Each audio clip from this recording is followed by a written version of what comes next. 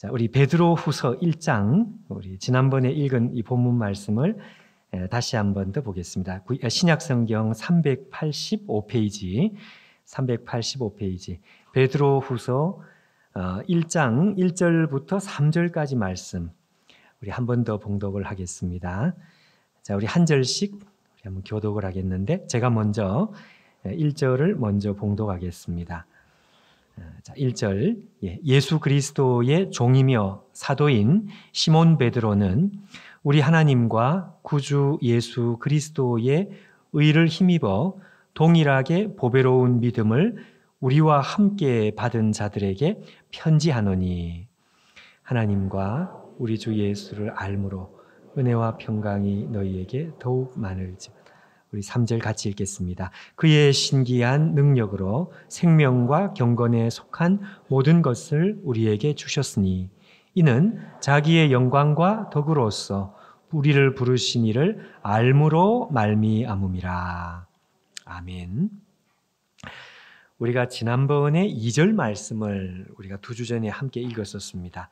은혜와 평강이 우리에게 오게 되는 것은 우리를 부르신 우리 하나님을, 주 예수를 알므로, 사귐에 대한 말씀을 우리가 나눴고, 오늘도 사실은 똑같은 주제입니다. 하나님을 아는 사귐에 대한 말씀, 5번째 말씀을 오늘 이 말씀으로 우리 함께 나누려고 합니다. 3절 말씀이죠. 3절 말씀. 우리가 함께 이 성경 말씀을 통독하는 것도 중요하고, 특별히 암송하는 것이 참 중요합니다. 우리가 말씀을 암송한다는 것이 큰 능력인데, 우리가 가진 이 두꺼운 성경 전체를 우리가 암송을 하는 것이 어렵기 때문에, 우리가 그 중에서 성경 말씀을 뽑아서 암송을 한다고 한다면, 아마 오늘 우리가 읽은 이 말씀 중에 이 3절 말씀은 우리가 꼭 암송을 해야 될 말씀이라고 생각합니다. 여러분, 이 3절 말씀을 한번 보십시오. 그의 신기한 능력으로 생명과 경건에 속한 모든 것을 우리에게 주셨으니. 자, 그 다음에 하반절에 이는 자기의 영광과 덕으로서 우리를 부르신 하나님, 그 하나님을 알므로 말미암음이라, 이렇게 되어 있습니다. 자, 여러분, 여기에 상반절을 먼저 이렇게 보시면은, 하나님께서 우리에게 여기 신기한 능력이라고 되어 있습니다. 근데 이제 우리가 정확하게 다시 한번 표현을 해보면, 이거는 뭔가 하니까요, 신적인 능력 그 말입니다. 이 신적인 능력이라는 게 뭔가 하니까 이 땅에서 없는 것, 그 말이죠. 그러니까 사람들에게, 이 땅에 있는 모든 사람들에게는 없는 것, 그게 뭔가 하면 신적인 능력입니다. 근데 여러분, 여기 생명과 경건에 속한, 이렇게 되어 있습니다. 이거 좀 우리가 약간 애매한 느낌이 있어가지고 좀 손에 꽉 잡힐 수 있도록 다시 한번 정확하게 한번 표현을 해보면, 이게 이런 뜻입니다. 생명과, 자, 앞에 자막에 있는 그대로인데, 생명과 경건에 이르게 한다는 것은 도달하게 만드는, 그 말이죠. 생명과 경건에 도달하게 만드는 모든 신적인 능력, 이 세상에 없는 하나님께서 주신, 하나님 백성들에게만 주신 하나님의 능력, 신적인 능력을 우리에게 주셨다. 우리에게 그것이 주어져 있다. 자, 이 말씀입니다. 먼저는. 여러분, 우리가 하나님 말씀을 보면서 우리의 체험을 돌아보는 것은 일단 두 번째 문제예요.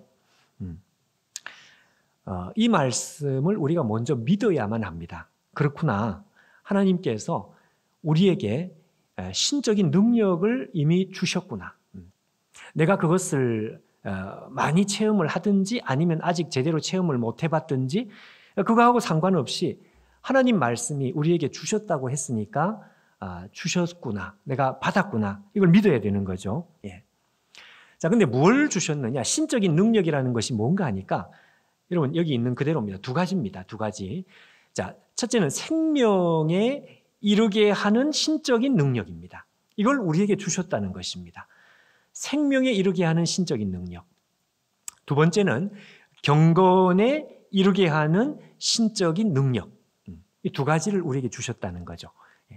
자, 여러분, 이게 도대체 무슨 말일까요? 생명에 이르게 하는 신적인 능력이라는 것이 이게 무엇일까? 좀 구체적으로 우리의 손에 좀 잡혀야만 되겠습니다. 여러분, 여기에 생명에 이르게 한다고 할 때 이 생명이라고 하는 것은 이거는 하나님의 생명을 가리키는 말입니다. 자, 여러분, 베드로전서 1장 4절 앞에 한번 자막을 보시면 좀 더 이해가 쉬운데, 여기 보면 이렇게 되어 있습니다. 베드로가 쓴 표현인데, 하나님께서 우리에게 유업을 잊게 하셨다, 이렇게 되어 있습니다. 유업을. 근데 자, 썩지 않고, 두 번째는 더럽지 않는, 쇠하지 않는 유업을 우리에게 잊게 하셨나니 이렇게 되어 있습니다. 여기 유업이라고 하는 것은 이거 뭘 말하는가 하니까 썩지 않는 생명을 말합니다. 하나님의 생명을 말합니다. 여러분, 우리가 가지는 이 육신의 생명은 썩는 생명이죠. 쇠하는 것, 그리고 죄로 인해서 오염된 생명. 우리가 육신의 생명을 이 땅에서 살아가고 있지만 바로 이와 같이 우리는 썩는, 그리고 오염된 이런 생명을 우리가 가지고 있습니다. 그런데 하나님께서 우리에게 유업으로 있게 하신 것이 뭔가 하니까 생명인데, 그 생명은 첫째는 썩지 않는, 영원하다 그 말입니다. 그리고 죄로 오염되지 않은, 한마디로 하나님의 생명입니다. 그러니까 오늘 우리가 가진 이 본문 말 3절 말씀의 이 생명이라는 것은 하나님의 생명을 말하는 것입니다. 여러분, 여기서 이제 우리가 한 가지 분명하게 정리를 좀 해야 될 것.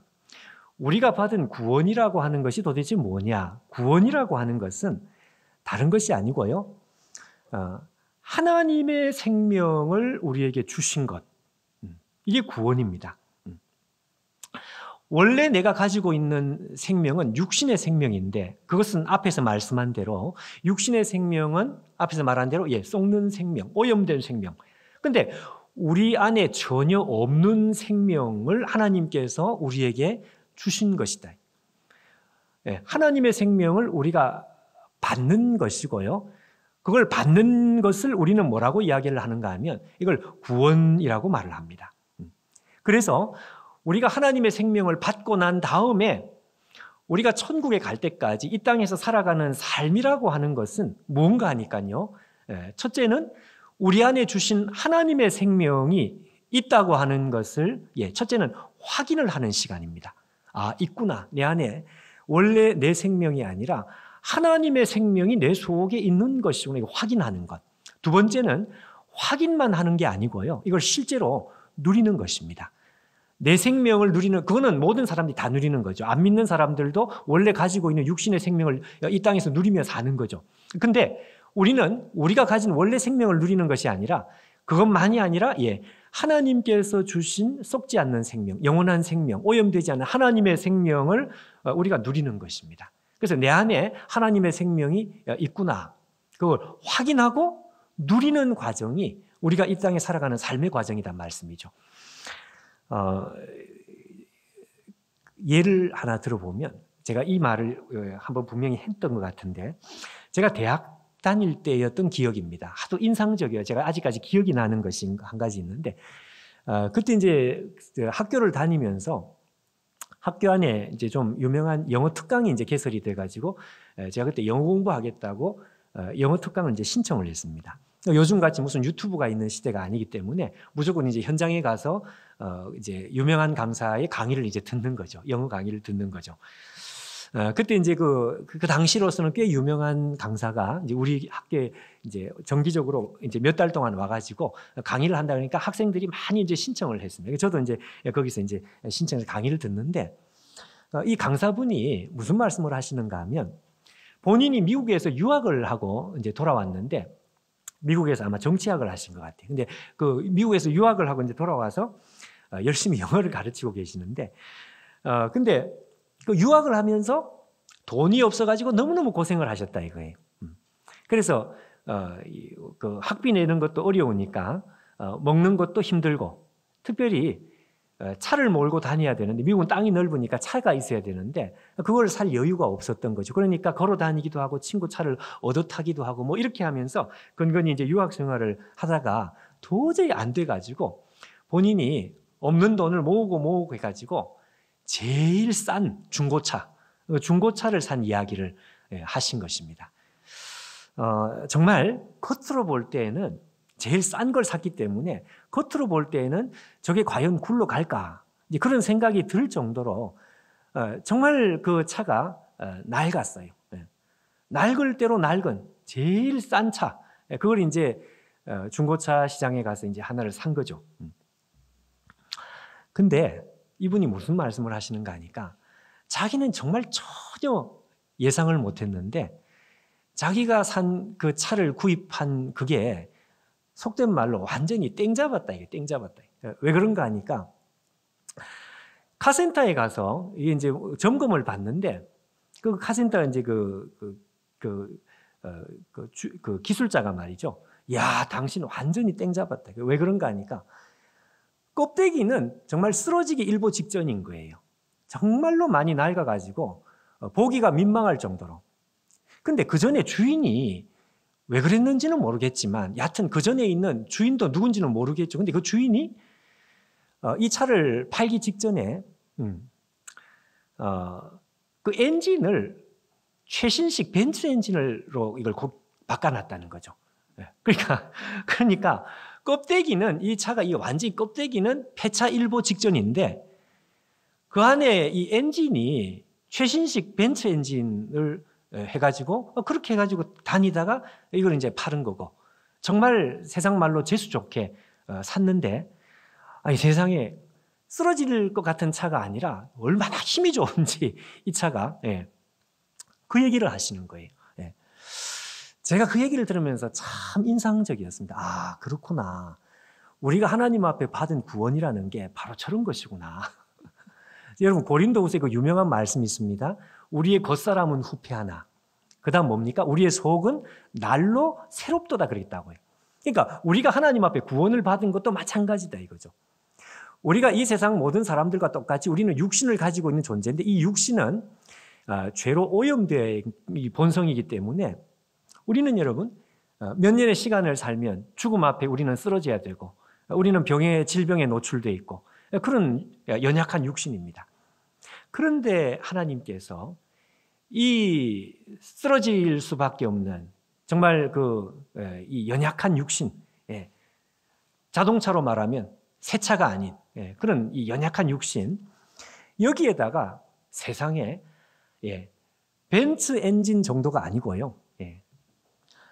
하나님의 생명, 하나님 당신께서 가지고 계시고 누리고 계시는 신의 생명입니다. 신적인 그 생명을 우리 가운데 붙여놓은 것입니다. 이식을 해놓은 것이다 이거예요.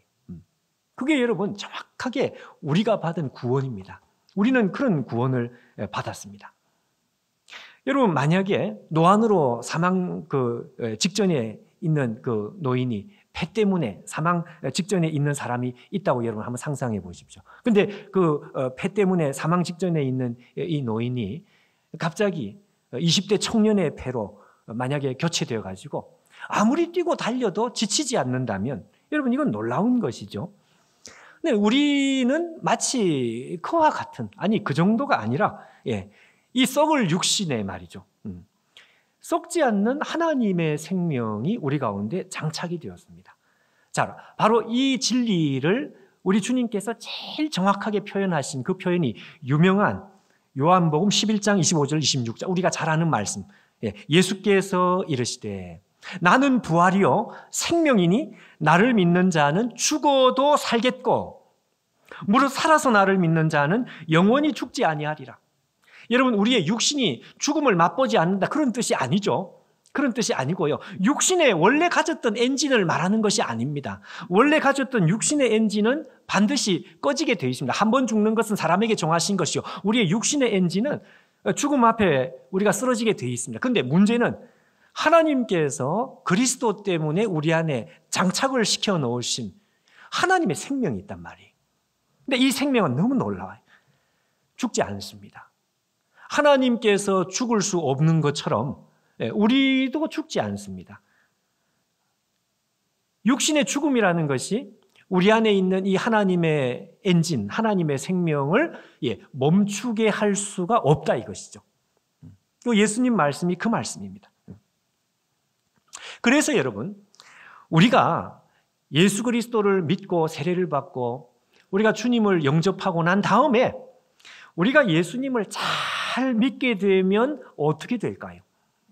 우리가 예수님을 잘 믿게 되면 어떤 인생을 살게 될까?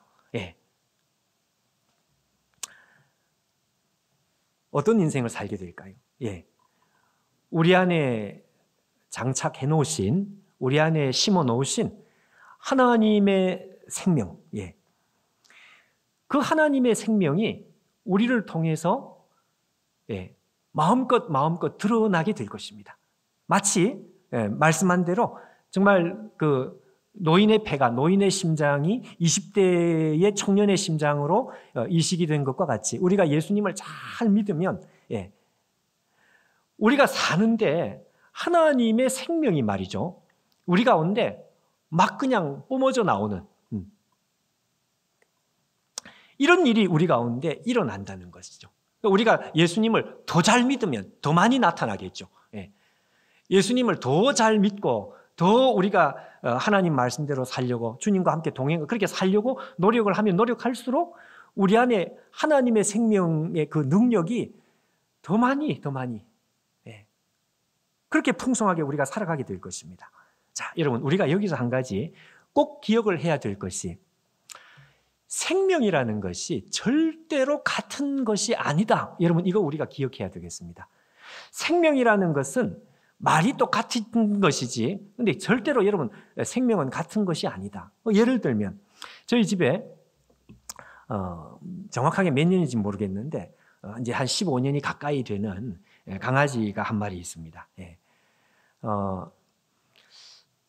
그 이제 나이가 이제 좀 이제 들고, 강아지 수명이 뭐 15년 뭐 그런 말씀을 제가 들었는데, 이제 나이가 얘가 좀 이제 들어가지고 집에서 이렇게 골골거리는 소리를 막 내요. 하고 막 혼자서 걔가 말이죠. 그래서 옆에서 오늘 좀 힘드신가 보다 뭐 이러면서 그러면서 뭐 갑자기 막 옛날에 안 내던 소리 막 이렇게 내고 하면서 옆에서 보니까 참 안타깝죠. 그러면서 무슨 생각을 하는가 하니까, 야, 너가 강아지로 태어나지 않고 사람으로 태어났더라면 15년 아니라 최소한 70년 이상은 살 거 아니냐. 요즘 100세 시대면 100년 가까이 살 거 아니냐. 그런 생각을 해보는 거예요. 강아지의 생명하고 사람의 생명은 여러분, 우리가 상식적으로 당연히 다르다 이것입니다. 그러니까 이 생명이 같은 생명이 분명히 아니다. 그러니까 양적으로 분명히 다릅니다. 근데 양적으로만 다른 것이 아니고요, 더 중요한 것은 질적으로 다릅니다. 이게 더 중요합니다. 여러분, 이 질적으로 다르다는 것은, 여러분 생각해 보십시오. 강아지와 우리가, 가족이 같은 공간에서 같은 시간에 같은 시공간을 누리고 사는데 생명을 누리는 데 있어서, 이 질적으로 누리는 데 있어 가지고 너무너무 달라요. 먹는 것만 봐도 얘는 매일 사료를만 먹어야 합니다. 다른 거 좀 불쌍해서 이렇게 주면 큰일 난다고. 그래서 제가 야단을 많이 맞았습니다. 다른 거 이렇게 준다고. 근데 제가 보면서 안 됐다. 어떻게 일평생 저것만 먹고 살까? 그래서 몰래 준 적도 있기는 있는데 근데 먹는 것만이 그런 게 아니고, 여러분, 강아지는 베토벤의 음악을 누리지를 못합니다. 강아지는요, 문학 작품을 보면서 감동하는 그런 강아지 없어요. 우리는 사람은 같이 이렇게 이 세상을 같은 시간 공간으로 이렇게 살지만 우리가 문학 작품을 보면서 마음의 감동을 느끼고, 야, 정말 이 세상이 이런 것이구나 하면서 우리가 생각을 하고 감동을 느끼고 말이죠. 경치를 보면서 우리는 깊은 감동을 누리고, 강아지는 경치 보고 그런 감동 안 하더라고요. 밖에 데리고 나가봐도 그냥 이렇게 땅만 쳐다보면서 컹컹거리고 다니는데, 여러분, 강아지가 문화유산을 보면서 감동을 느낄까요? 그런 거 없습니다. 근데 사람은 같이 사는데도, 야, 이거 대단히 가치 있는 문화유산이고, 야, 이거 대단히 놀라운 거, 이게 감동을 받는 것입니다. 그러니까 양적으로만 다른 게 아니라 질적으로 어마어마하게 다른 것이다, 그 말씀입니다. 그러니까 생명이 같은 생명이 아니에요. 근데 여러분, 우리가 강아지를 보면서 야, 너 참 안 됐다. 너 어떻게 이렇게 빈약한 삶을 사느냐, 빈곤한 삶을 사느냐. 좀 더 오래 살든지 아니면 좀 더 많이 누리면서 우리들처럼 그렇게 좀 많이 풍성하게 누리면서 좋은 것도 먹고 또 그렇게 이 문학 작품도 누리고 문화유산도 누리고 이렇게 누리면서 너도 살았으면 참 좋았겠는데 뭐 이런 생각을 할 수 있겠죠. 그런데 여러분, 그런 생각을 하다 보면 자, 하나님께서 죄인들을 보시면서 어떤 생각을 할까? 여러분, 우리가 좀 짐작이 되지 않습니까? 사람들이 죄로 오염된 우리의 이 육신의 생명을 우리가 이 땅에서 살아가는데 거기도 여러분 지금 방금 말씀한 대로 누릴 것은 많습니다. 뭐 하여튼 우리가 누릴 수 있는 것이 많습니다. 그래서 우리가 조금 더 오래 살고 오래 살고 이렇게 하고 싶어 하지만 그러나 여러분 우리가 이 죄로 오염된 이 육신의 생명을 누린다고 할 때 우리의 눈으로 볼 것이 아니라 하나님께서 우리의 생명을 쳐다보시면 어떤 생각을 하시겠느냐는 거예요. 예. 그렇죠. 우리가 강아지를 보면서 야, 참 안타깝다. 너무 빈곤하다. 너무 참 이 가난한 그런 빈곤한 그런 생명을 누리며 사는구나라고 우리가 강아지를 보는 것처럼 말이죠. 하나님께서 우리를 보실 때에도 그런 참 빈곤한 생명을 너희들이 누리고 있는 거 아니냐. 자, 그걸 여러분 우리가 어디서 알 수 있냐. 요한복음 11장 35절 앞에 한번 보십시오. 짧은 말씀. 예수께서 나사로의 무덤 앞에서 눈물을 흘렸다고 되어 있습니다. 여러분, 사람들이 나사로가 죽었으니까 우리가 떠났으니까 헤어짐의 슬픔 때문에 사람들이 눈물을 흘렸는데 예수님도 사람들이 흘린 눈물처럼 그렇게 해서 눈물을 흘린 것일까? 아닙니다, 여러분. 예수님은 이 나사로와 헤어지는 것이 안타까워가지고 눈물을 흘린 것이 아니고요. 예수님께서 눈물을 흘리신 것은 인생의 본질을 예수님께서 보시기 때문에 그렇습니다. 죽음 앞에 어쩔 수 없이 쓰러져야만 하는 인생, 질병 앞에 노출된 인생, 질병 앞에 힘없이 무너져야 되는 인생, 초라한 인생, 그나마 이 땅에서 참 좋은 것을 누리며 산다고 하지만 그러나 그 속에 슬픔이 있고 고통이 있고 상처가 있고요. 트라우마가 있어서 늘 마음에 염려하고 근심하는, 그러다가 결국에는 죽음 앞에 쓰러져야만 되는, 이게 육신의 생명을 살아가는 사람들의 본질이라는 것을 우리 주님께서 보시고 죽음 앞에 있는 인생, 초라한 인생을 살아가고 있는 이 인생들, 그 인생을 보면서 예수님께서는 눈물을 흘렸다고 되어 있습니다.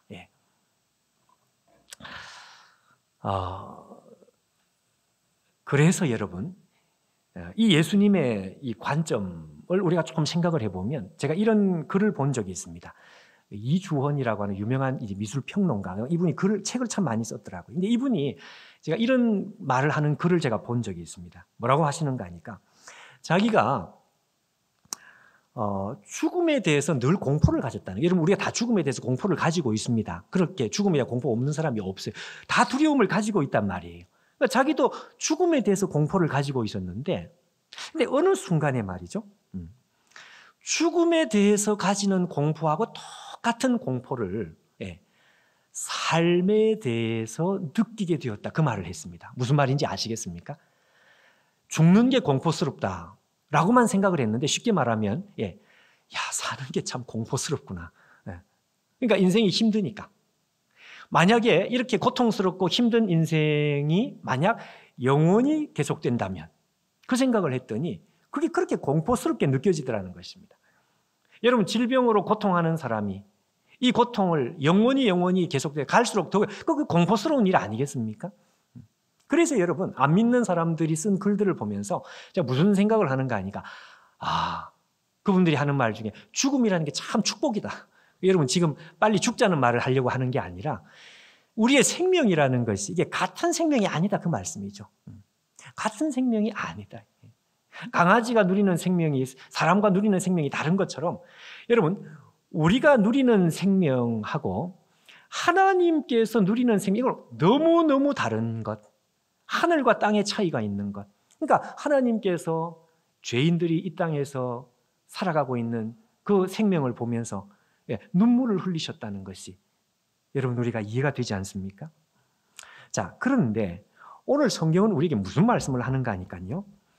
하나님께서 우리에게 신적인 능력을 주셨습니다. 근데 그 신적인 능력이 무슨 능력인가 하면 세상에 하나님의 생명을 누릴 수 있는, 하나님의 생명이 우리 속에 장착이 되어 있는데 이 생명에 오늘 본문에 이르게 하는, 여기 속한이라고 되어 있는데 도달하게 만드는, 그러니까 이 도달하게 만드는 이 능력을 우리 가운데 주셨다는 거예요.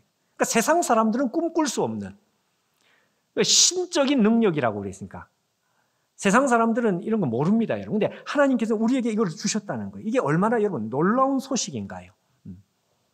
그러니까 이 말씀은 너무너무 중요한 말씀입니다.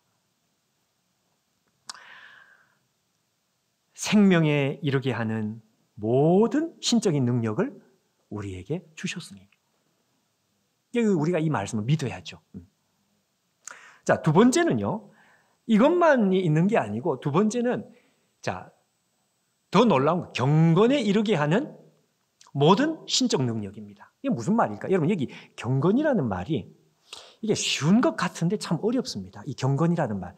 경건이라는 말은 꼭 무슨 단정한 느낌도 들기도 하고 착하다는 느낌도 들기도 하고 거룩하다는 느낌도 들기도 하는데 이 영어에 보니까 이 경건을 뭐라고 영어에 되어 있는가 하니까요. 영어에 여러분 하나님을 God 이렇게 되어 있죠. 근데 God에다가 ly를 붙여가지고 godly, 그러니까 하나님적인, 이걸 이제 명사로 만들어가지고 nes를 붙여가지고 godliness 이렇게 해서 이걸 경건. 그러니까 여러분 이 경건이라는 말이 우리의 손에 잘 안 잡혀요. 근데 제가 생각할 때 이 경건이라는 말을 가장 이렇게 우리의 손에 잘 잡히는 뜻으로 이걸 표현을 하는 표현을 저는 뭐라고 생각하는가 하니까요. 하나님과 어울린다. 어울림이라는 말 아시죠? 어울림. 그러니까 가장 하나님과 어울리는 모습. 여러분, 어울린다는 말을 한번 생각해 보십시오. 얼마 전에 소천하신 그 조용기 목사님께서 1960년대, 70년대 한참 교회가, 한국교회가 불같이 일어날 때 말이죠. 그때 그 간증을 하시더라고요. 제가 그걸 들었습니다. 너무너무 교회 사역이 바빠가지고, 눈코 뜰 데 없이 바빠가지고 막 몸이 그냥 녹초가 되는, 정말 너무 지치고 피곤한 가운데 매일 새벽 기도를 이렇게 인도를 하시는데 너무 피곤하니까 새벽에 강단에 진짜 기어 올라가듯이 그렇게 올라가셨다 그래요. 그 정도로 피곤에 쩔어 살았다, 그런 말씀을 했습니다. 근데 하루는 새벽 기도 설교하겠다고 강단으로 올라가고 있는데 그날따라 교인들이 그냥 고개를 숙이고 막 킥킥 웃더라는 거예요. 이유를 몰랐습니다. 나중에 알고 봤더니 위에 양복을 입고 넥타이를 맸는데 바지가 잠옷 바지였어요. 그러니까 잠옷 바지를 입고, 여러분 한번 상상해 보십시오. 저 같아도 웃었을 것 같아요. 잠옷 바지를 입고 그냥 너무 피곤하고 그러니까 그냥 정신없이 눈 감고 그냥 옷을 대충 주워 입고 그냥 설교하러 가야지 하고 자기는 입었다고 생각을 했는데 잠옷 바지 입고 양복 넥타이를 딱 이렇게. 여러분 제가 오늘 그렇게 나왔으면 여러분 이거 안 웃고 넘어갈 사람이, 우리가 왜 웃느냐 말이죠. 왜? 또 웃는 이유는 다른 게 아니고 너무너무 어울리지가 않아요. 잠옷 바지에 양복 넥타이는 이건 너무 어울리지 않습니다. 어울린다는 것은 마치 그와 같은 것이죠. 여러분 미녀와 야수, 우리 귀에 익어서 이게 미녀와 야수지, 여러분 미녀하고 야수가 좀 이게 어울립니까? 괴물하고 미녀가 이게 어울리냔 말이에요. 하나님과 죄 지은 사람은, 죄인과 하나님은 미녀와 야수 정도가 아니고 정말로 여러분 양복 웃도리에 그 잠옷 바지와 같이 진짜 너무너무 어울리지 않는, 우리가 여러분 흔히 하는 말대로 돼지 목에 진주 목걸이 이런 말 제일 자주 하죠. 여러분 실제로 한번 생각해 보십시오. 큰 돼지가 한 마리 있는데 그 목에 갸냘픈 진주 목걸이가 목에 있다. 여러분 이게 어울리냔 말이죠. 그러니까 원래 하나님과 우리 사이의 관계는 그런, 그러니까 인간은 하나님하고 정말 어울리지 않습니다. 이걸 여러분 다른 말로 뭐라고 이야기하는가 하니까 경건하지 않습니다. godliness가 없어요. 그런데 우리가 예수님을 잘 믿으면 어떻게 될까? 그러면 점점 어울리는, 하나님과 내가 같이 섰는데 이게 점점 이렇게 어울리는 모습. 여러분, 이사야 6장 말씀, 아주 유명한 말씀이죠. 이사야가 하나님 앞에 딱 섰더니 기가 막혔습니다. 이사야 6장 5절에 보십시오. 그때 이사야가 말하되 화로다 나여 망하게 되었도다. 나는 입술이 부정한 사람이요 나는 입술이 부정한 백성 중에 거주하면서 만군의 여호와이신 왕을 배웠습니다. 자기가 몰랐습니다. 자기가 원래 자기는 어떤 사람인지 몰랐고 그저 하나님 잘 믿는 사람인 줄 알았고. 그렇죠? 실제로 여러분, 이사야가 살아갈 당시에 가장 하나님을 잘 믿는 사람 중에 한 사람이 누군가니까 이사야였습니다. 이사야. 그런데 이 이사야가 하나님 앞에 딱 섰더니 충격. 너무너무 어울리지가 않는 거예요. 너무너무 어색한 거예요. 바지 잠옷에 양복을 입은 것보다 더 어울리지가 않는 거예요. 그러니까 도저히 그 앞에 서 있을 수가 없는, 서 있기가 민망한, 그걸 발견을 한 것입니다. 이사야만 그런 것이 아니고, 여러분, 사도 요한이 예수 그리스도 부활하신 예수님 앞에 딱 섰을 때 요한계시록 1장 17절에 보니까 그 앞에서 죽은 사람처럼 되었대요. 그러니까 악소리가 나올 정도로, 너무너무 어색한 정도가 아니라 이건 재앙이다, 이거는 저주스러운 일이다 라는 생각이 들 정도로 어울리지 않는 거예요. 어울리지 않으니까 가까이 설 수가 없는, 가까이 갈 수가 없는. 여러분, 모세가 하나님 앞에 섰을 때 모세가 숨어버렸습니다. 왜? 어울리지 않으니까요. 자, 근데 여러분, 하나님께서 하나님 백성들에게 주신 가장 위대한 축복 중에 하나가 오늘 나타나는 바로 이 두 번째입니다. 이게 뭔가 하니까 하나님께서 우리에게 경건에 이르게 만드는 신적인 능력을 우리 안에 이미 주셨다는 것입니다. 그러니까 아까 말씀한 대로 이 경건이라는 건 어울림이라 그랬는데, 우리가 하나님과 드디어 어울리는, 돼지 목에 진주 목걸이가 아니고 정말 이 진주 목걸이와 어울리는 존재로 그렇게 하나님 앞에 변화될 수 있는 이 무한한 능력과 가능성이 우리 속에 이미 주어져, 이게 세상에는 없어요. 그러니까 이걸 그냥 능력이 아니고 신적 능력이라 표현했다고. 신적 능력. 그래서 여러분, 오늘 이 말씀은 정말 놀라운 약속이고 놀라운 축복입니다. 위대한 말씀입니다. 경건에 이르게 하는 신적 능력을 우리에게 주셨다. 여러분, 주중에 요즘 우리가 빌립보서 말씀, 새벽에 말씀을 읽고 있죠. 저도 깜짝 놀랐는데 이 빌립보서 말씀이 풍성하다. 근데 우리 지난 월요일입니다. 월요일 날 했던 말씀이 무슨 말씀이었는가? 빌립보 3장 8절 9절에 보면 바울이 자기 일생의 새로운 목표를 발견했다, 그 말이 있었습니다. 목표. 새로운 가치를 발견하고 났더니 그 다음에는 이 가치 때문에 목표가 자기 눈에 들어오는 거예요. 목표가. 바울의 일생의 한 가지의 목표가 눈에 들어오는, 그 목표가 무슨 목표인가 하니까, 자, 저기 이렇게 되어 있습니다. 그리스도를 얻는 것. 두 번째는 그 안에서 발견되는 것, 이렇게 되어 있습니다. 근데 여러분, 제가 새벽 기도 시간에 설명을 했는데 이 두 가지가 아니고 이게 한 가지다, 이거예요. 한 가지. 왜 한 가지냐? 여러분, 바울의 목표가 도대체 뭔가 하니까요, 그리스도만 차지하는 거예요. 다른 거 신경 안 쓰고 그리스도만 소유하고 그리스도에게만 점수를 받는, 그리스도만 소중하게 생각하는, 그리스도만 차지하는 것, 이게 바울의 목표입니다. 근데 자기와 그리스도의 입장이 바뀌면 어떻게 될까요? 입장이 바뀐다는 것은 그리스도의 입장으로 볼 때 마찬가지예요. 그리스도께서도 나를 차지하시는 것이다. 나만 차지하시는, 그거는 여러분 이미 이루어졌습니다. 십자가를 통해 가지고 하나님께서 나를 차지하셨어요. 나를 소유하셨습니다. 나만 사랑하셨어요. 우리 모두를 사랑하셨습니다. 그러니까 나는 그런 사랑을 받았습니다. 그러니까 나도 하나님만 사랑하는 것, 그리스도만 사랑하는 것, 이게 그리스도를 얻는 것이다.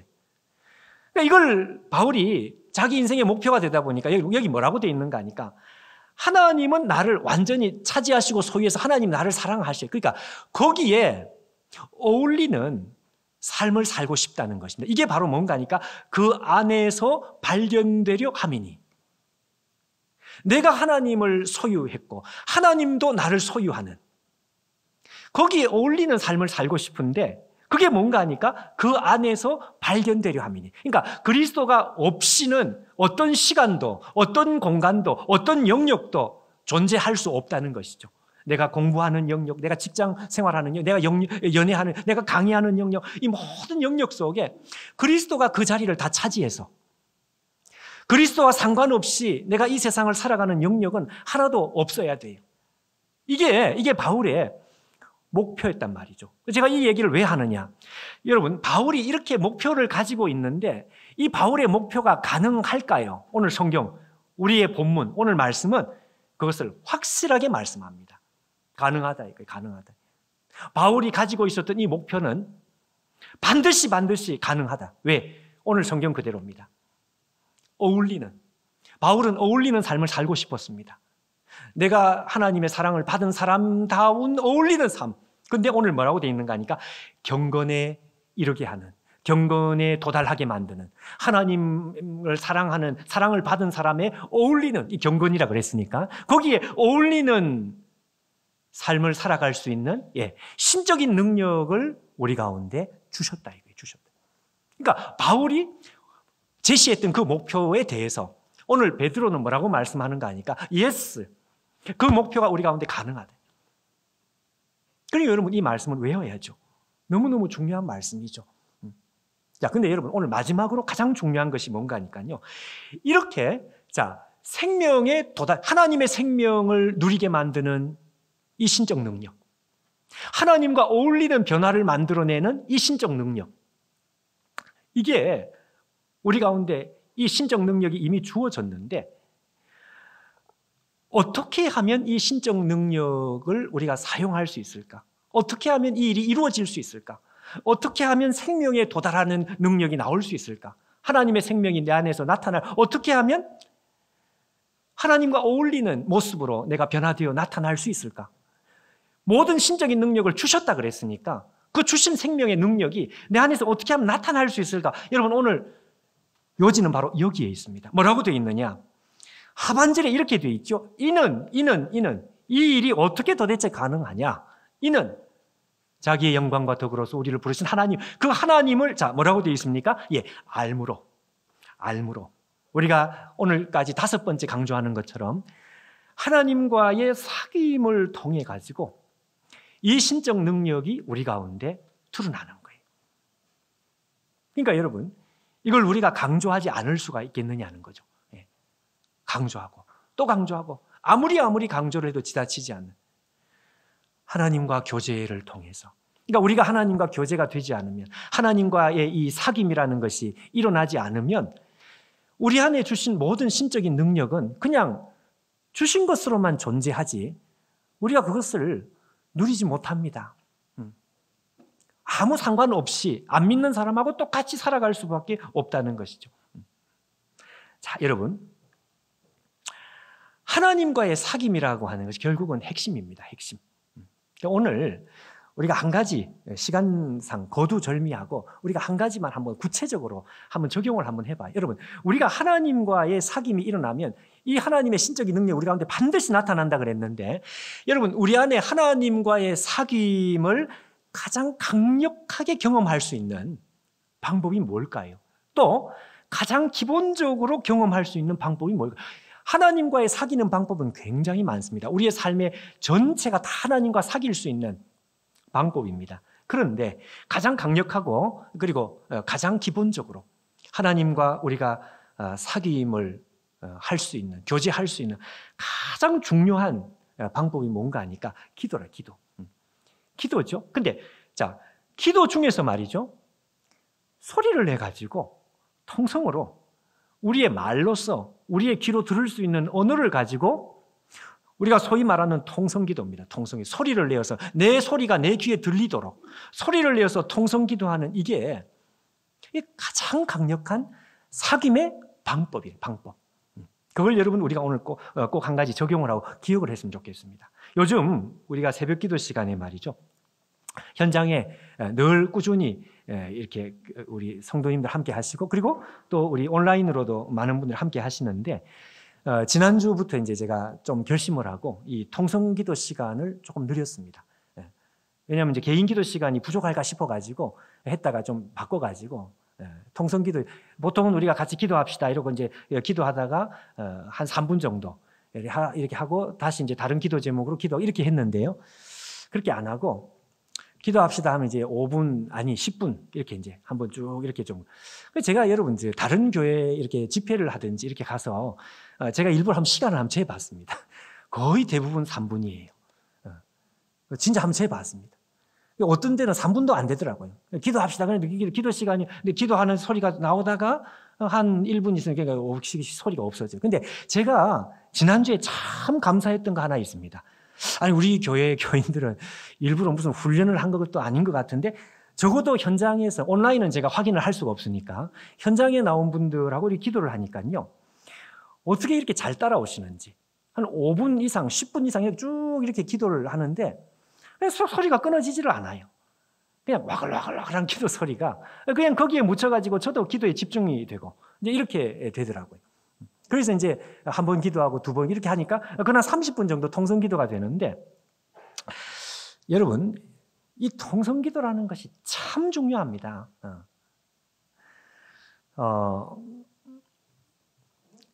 결론적으로 여러분 우리가 통성 기도를 통해서 무슨 체험을 하게 되는, 저도 체험하고 여러분들도 체험하는 것, 그게 뭔가 하니까요.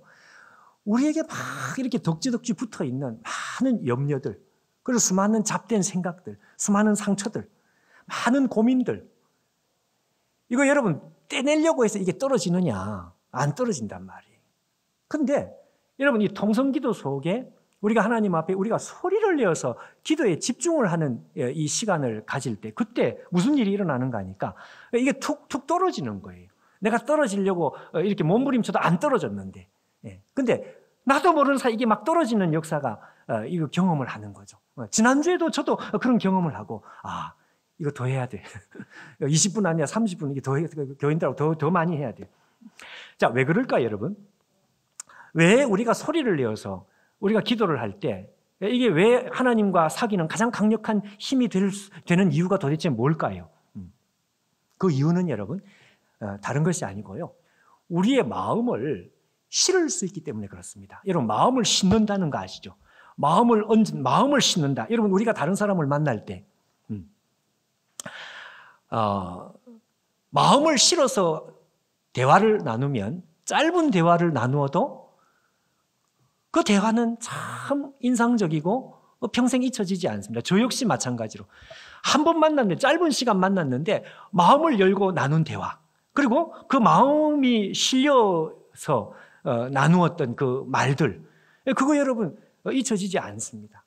그러니까 이 마음을 실른다고 하는 것이 그렇게 강한 능력이 있단 말이죠. 자, 근데 여러분 우리의 마음을 언제 우리의 마음을 실을 수 있는가 하면은 우리가 이 말로, 언어로 표현을 할 때 우리의 마음이 실리게 됩니다. 왜 그런가 하니까 여러분 가장 적절한 말을 우리가 찾아야 돼요. 우리 기도할 때 여러분 우리가 아무 생각 없이 기도하면 안 됩니다. 의식의 흐름을 따라서 기도하면 안 됩니다. 어떻게 해야 되는가 하니까 생각을 해야 되죠. 생각을. 그러니까 가장 적절한 말, 가장 좋은 표현. 왜? 문학적인 그런 이야기가 아니고 내 마음을 가장 하나님 앞에 잘 표현할 수 있는 말이 도대체 뭔지, 그걸 할 수 있는 한 에너지를 집중해서 긴장을 해서 그걸 그렇게 표현을 해야 돼요. 여러분 그때 이 집중이라고 하는 것, 긴장이라고 하는 것이 굉장히 좋습니다. 집중과 긴장. 여러분 우리가 정말 이 대화를 잘하려면 긴장을 해야 돼요. 이 긴장이란 좋은 것인데 이 긴장하는 과정에, 집중하는 과정에서 어떤 일이 벌어지는가 하니까 거기에 내 마음이 실리게 되는 것입니다. 그렇겠죠. 여러분 오늘 우리 코로나 이후 시대 현장 예배 많이 오자. 제가 2분 30초 급하게 이제 이렇게 좀 영상을 좀 이렇게 만들었습니다. 2분 30초. 여러분 제가 저 영상을 만들어서 이렇게 몇 마디 2분 30초 동안 말을 할 때 그거 그냥 적당히 생각하고 그렇게 이야기를 했겠습니까? 아니죠. 저 2분 30초 아니라고 제가 또 고치고 가장 적절한 말, 저 짧은 시간에 가장 부드럽고 가장 잘 기억되는 말이 뭘까? 그거 여러분 가장 편안하게 이해하기 쉬운 말을 생각하고 또 생각을 하고 그렇게 이제 그걸 하는. 근데 그 과정이 왜 중요한가 하니까요. 그런 과정이 있어야만 제 마음이 실리는 거예요. 제 마음이 실리. 오늘 제가 그걸 다시 보니까 야, 잘했다.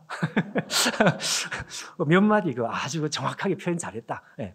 그 정확하게 표현하려고 이 노력하는 과정, 집중하는 과정, 긴장하는 과정 속에 제 마음이 거기에 실리는 것입니다. 여러분, 설교를 준비하는 사람에게 반드시 이 설교 원고를 처음에는 써야 돼요. 우리 설교 처음에 신학교 졸업하고 이렇게 이제 앞으로 사역을 할 사람들은 이걸 써야 돼. 왜 써야 되는가 하니까 자기가 하고 싶은 가장 필요한 그 말을 수많은 말들 중에 골라야 돼요. 그러려면 집중을 해야 되고요. 에너지를 써야 되고 긴장을 해야 되고요. 그 과정에서 어떤 일이 벌어지는가 하니까 내 마음이 거기에 실립니다. 내 마음이 실려지는 거죠.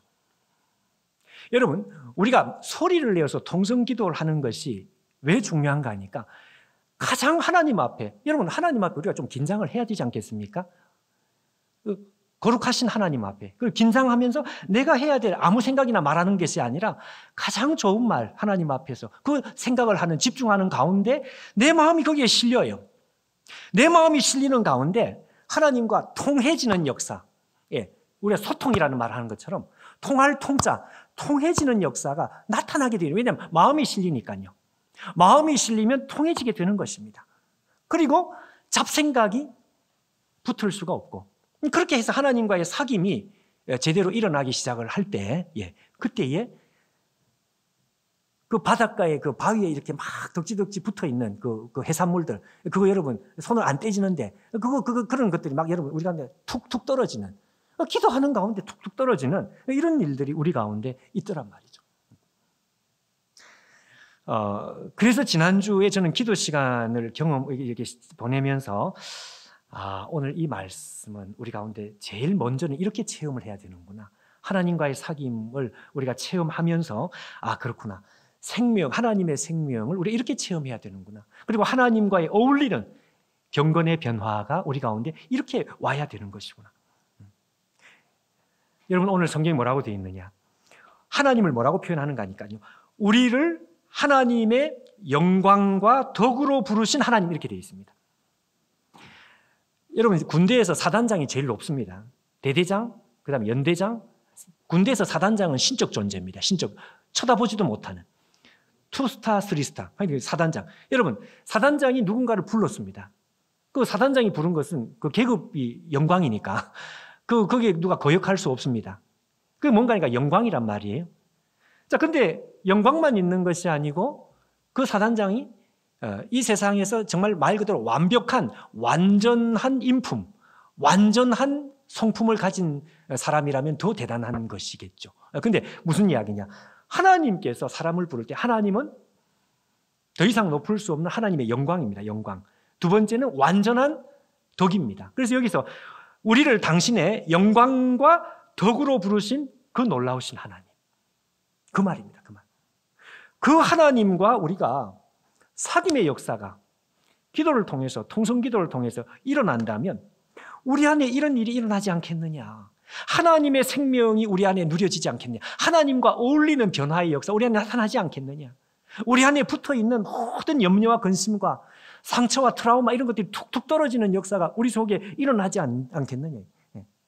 여러분, 이 한 주간도 우리 이것을 경험하는 이 한 주간, 그리고 우리의 여생이 되면 좋겠습니다.